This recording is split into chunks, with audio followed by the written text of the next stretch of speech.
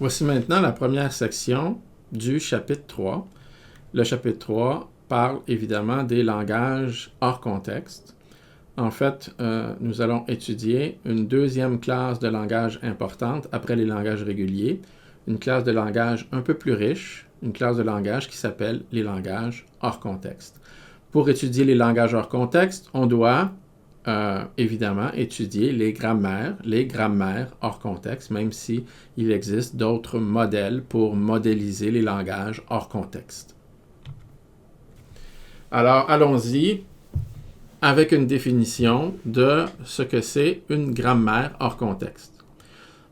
Premièrement, il existe plusieurs types de grammaires et celle que je vous présente en ce moment, c'est typiquement la grammaire hors contexte, mais on peut imaginer vraiment différentes sortes de grammaires. Et l'idée d'une grammaire, ça sera toujours d'avoir des règles qui vont permettre de remplacer des morceaux d'un mot ou d'une phrase par d'autres valeurs. Par exemple, remplacer le concept sujet par le sujet au complet ou le concept complément par un bout de phrase qui représente un complément. Donc, ce qu'on aura en termes de grammaire hors contexte, la définition va vous apparaître aride, mais on va évidemment voir des exemples. Donc, ce qu'on a en termes de grammaire hors contexte, c'est premièrement un ensemble de variables. Les variables, ça va être un ensemble de symboles qu'on appelle les variables. De façon générale, je vais utiliser des lettres majuscules. Évidemment, on veut représenter des langages, donc on va avoir un alphabet de travail sur lequel le langage va être représenté. L'alphabet de travail, ce qu'on veut, c'est qu'il ne soit pas... l'alphabet de travail ou les terminaux, on veut qu'il ne soit pas aussi des éléments dans nos variables. Donc, on ne veut pas mélanger les deux alphabets. De façon générale, je vais utiliser des symboles clairs pour représenter les variables et les symboles de mon alphabet. On a aussi des règles de réécriture. Les règles ont toujours la forme suivante. On a à gauche une variable et on a à droite un mot. Et le mot, on remplace la variable par un mot. Le mot qu'on va choisir peut contenir d'autres variables ou des terminaux. Et finalement, pour pouvoir produire un mot, on a un point de départ qui est la variable initiale. Un exemple typique de grammaire hors contexte, les grammaires hors contexte sont énormément utilisées en compilation. On peut facilement décrire la syntaxe d'un langage de programmation en utilisant une grammaire hors contexte. Malheureusement, ça nous amène à une confusion. Nous, on utilise le mot langage pour définir un ensemble de chaînes de caractères et non pas pour définir un langage de programmation. Dans le cours, on va toujours utiliser le concept langage pour vouloir dire un sous-ensemble de mots qui ont une certaine caractéristique et donc qui appartiennent à un certain langage. Et ici, nos mots, ça va être des programmes qui ont une syntaxe correcte dans le langage de programmation. Et la grammaire qui permet de générer tous les programmes corrects pourra avoir la forme, par exemple, une variable qui s'appelle programme, qui peut produire la chaîne de caractères PROGRAM et un identifieur, suivi d'une déclaration et d'un corps. Et on a récursivement, chacune des variables est définie, si on veut, par une série de règles qui dit comment on peut remplacer cette variable-là par une valeur qui est légitime. Dans le cas d'une grammaire hors contexte pour un langage de programmation le moindrement un peu complexe, on aura une bonne liste de règles. La grammaire sera, elle aussi, un peu complexe. La grammaire est rarement utilisée par les usagers pour comprendre un langage de programmation, mais elle est essentielle pour bien définir la syntaxe. Et en plus d'être essentielle pour bien définir la syntaxe, la grammaire va aussi être utilisée lors de la programmation du compilateur. Voyons un exemple très simple. On va avoir un alphabet qui est ABC. Donc, imaginons que notre alphabet, comme c'est ABC, on peut faire des mots qui sont relativement simples sur l'alphabet ABC. On aura seulement deux variables, le S, qui est la variable de départ, qui est la variable obligée, et le X, une variable supplémentaire. Et là, on définit nos règles de réécriture. Ici, j'ai placé un certain nombre de règles avec des abréviations. Lorsque je mets une barre verticale, c'est que je veux dire qu'on a une combinaison ici de 3 règles. Donc, S peut devenir SS, mais S peut aussi devenir X, et S peut devenir le caractère, le terminal C. On a aussi comme règle que X peut devenir AXB, mais on peut aussi transformer X en C. Donc, une même grammaire peut, de façon générale, permettre de générer une infinité de mots. Et on doit, lorsqu'on utilise une grammaire pour générer un mot, on prend des décisions. À chaque fois qu'on a un certain nombre de règles qui s'appliquent, on peut choisir la règle que l'on veut pour produire à chaque fois des mots qui sont potentiellement différents. Voici un exemple de dérivation. Le mot CACB, qui est un mot de 4 lettres, qui est formé évidemment seulement de terminaux. C'est seulement l'alphabet qui est utilisé pour définir les mots d'une grammaire. Ce mot-là peut être dérivé. On va utiliser le terme dérivé à partir de notre variable initiale dans la grammaire. Pour dériver un mot, en fait, il peut exister plusieurs façons distinctes de dériver le même mot. Mais ce qui nous intéresse, nous, c'est de savoir quels sont les mots qui peuvent ou qui ne peuvent pas être dérivés par une certaine grammaire. Donc, S devient SS est une règle que l'on peut appliquer. En deuxième lieu, S devient le terminal C, c'est une règle que l'on peut appliquer. En troisième lieu, S devient X. Et finalement, une règle plus intéressante, X devient AXB. Et finalement, X devient C. On a produit le mot CACB à partir de la grammaire que je vous ai présentée à la page précédente et qui est répétée ici. Une autre façon de présenter la même dérivation est d'utiliser un arbre de dérivation. L'arbre de dérivation présente exactement la même information et il faut lire les feuilles de gauche à droite pour savoir le mot qui a été produit.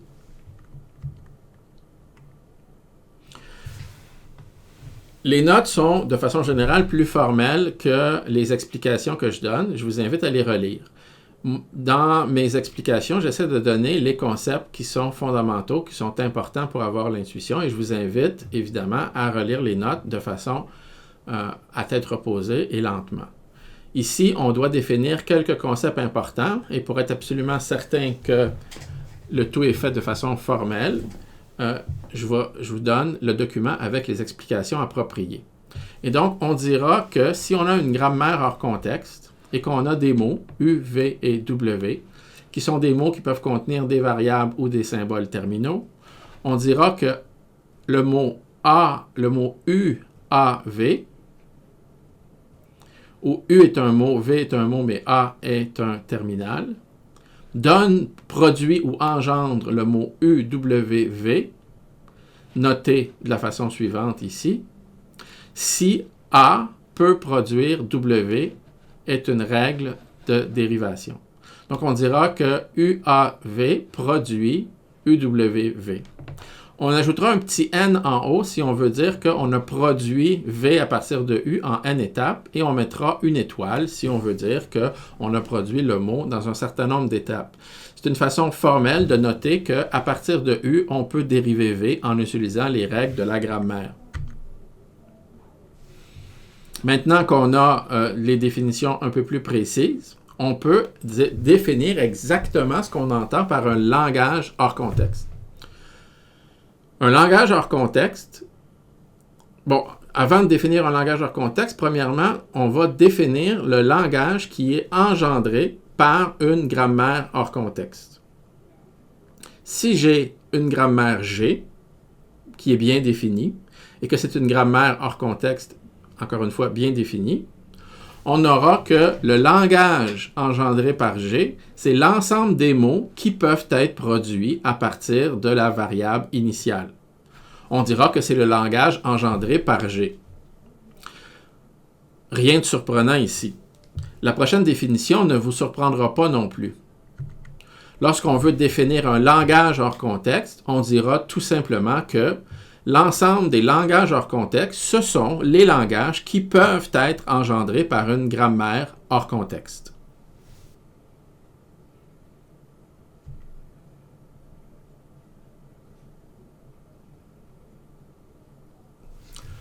On peut voir ici un autre exemple de grammaire hors contexte.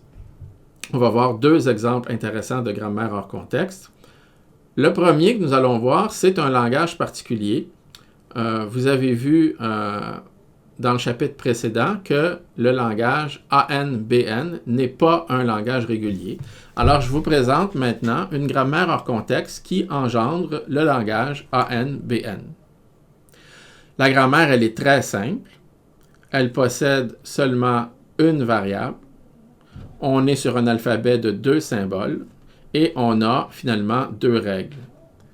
S peut produire ASB ou S peut produire, vous vous rappelez qu'epsilon signifie le mot vide, ce qui veut dire, en toute fin pratique, que S va être effacé.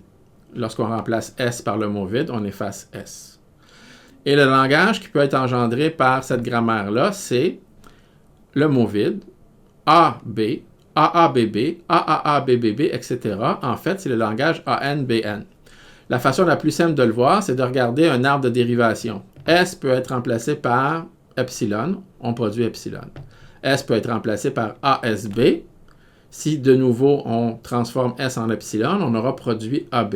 Sinon, si on transforme S encore une fois en ASB, on pourra produire AABB en remplaçant S par epsilon, ou bien on pourra produire AAASBBB en remplaçant S par ASB, etc., etc., etc. Donc, on a ici un exemple intéressant. ANBN, qui n'est pas un langage régulier, est en fait un langage hors contexte. Voyons maintenant un dernier exemple, un exemple plus concret. Je vous ai dit que les grammaires hors contexte sont utilisées pour définir des langages de programmation. Alors nous, comme exemple ici, nous allons étudier un sous-ensemble d'un langage de programmation, un sous-ensemble relativement simple. En fait, lorsque l'on définit un langage de programmation, on doit définir des opérations arithmétiques. Les opérations arithmétiques, ce sont des opérations du genre, comme on voit dans l'exemple en bas de l'écran ici, par exemple 123 plus 245 fois 19 avec un parenthésage qui est adéquat. Vous n'arriverez pas à définir ce genre de choses-là avec un langage régulier. Les opérations arithmétiques, c'est trop complexe pour être défini par un langage régulier. Déjà, ANBN, c'est un parenthésage très simple, parenthèse de gauche étant le A, parenthèse de droite étant le B. ANBN, c'est un parenthésage trivial. Les parenthésages sont trop complexes pour être des langages réguliers. Par contre, ici, on peut facilement définir une grammaire qui va nous permettre d'engendrer les expressions arithmétiques. On choisit d'avoir 3 variables, une variable de départ S, M et N. On a évidemment un alphabet qui contient 14 symboles, les 10 chiffres et le plus, le fois, ainsi que les 2 parenthèses. Ici, les parenthèses appartiennent à notre alphabet. Et on aura une définition récursive de ce que c'est une expression bien parenthésée. Premièrement, une expression bien parenthésée, S, c'est quoi? Ben, c'est soit N, N va nous servir à produire des nombres, ou bien c'est une somme d'expressions bien parenthésées, ou bien c'est un produit d'expressions bien parenthésées avec les parenthèses de chaque côté.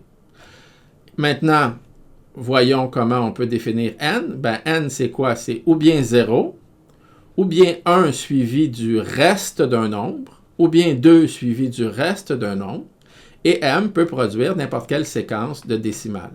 La raison pour laquelle on a séparé N et M, c'est que, pour des raisons esthétiques, j'ai décidé de produire une grammaire qui ne peut pas générer des nombres entiers qui commencent par 0, même si ça aurait pu être acceptable. On voit facilement que N peut produire le nombre 23, mais N ne pourra pas produire le nombre 0,23. On voit aussi que S peut produire l'expression suivante avec un certain nombre de dérivations. S peut être dérivé comme une somme, le deuxième S peut être dérivé comme un produit. Chacun des S peut être transformé en nombre. Chacun de ces nombres-là peut être produit par un certain nombre d'étapes et on obtient effectivement les règles suivantes.